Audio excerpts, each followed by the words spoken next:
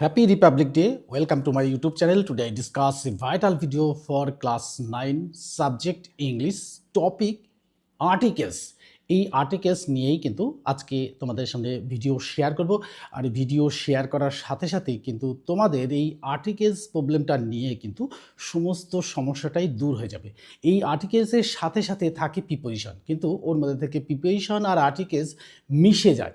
মিশে যাওয়ার ফলে কোথায় আর্টিকেলস বসাবো আর কোথায় প্রিপোজিশন বসাবো, এই নিয়ে কিন্তু আমাদের সমস্যাটা এসে যায়।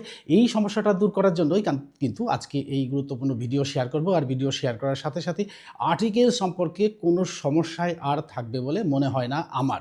তাই তোমরা কিন্তু ভিডিওটি ভালো করে দেখবে, দেখার সাথে সাথেই কিন্তু কি করবে না, একটা করে লাইক দিয়ে দেবে আর বন্ধুদের মধ্যে শেয়ার করে দেবে। তাহলে বন্ধুরাও কিন্তু আর্টিকেলস আর প্রিপোজিশন নিয়ে এই যে সমস্যা, এই সমস্যাগুলো দূর হয়ে যাবে। দেখো, তোমরা ক্লাস 8 পাস করে 9-এ উঠেছো। 9-এ উঠেই কিন্তু আমাদের সবচেয়ে বড় সমস্যা যেটা আসে গ্রামাটিক্যাল পার্টে, এটা কিন্তু সেই আর্টিকেলস আর প্রিপোজিশনের মিশ্রণ।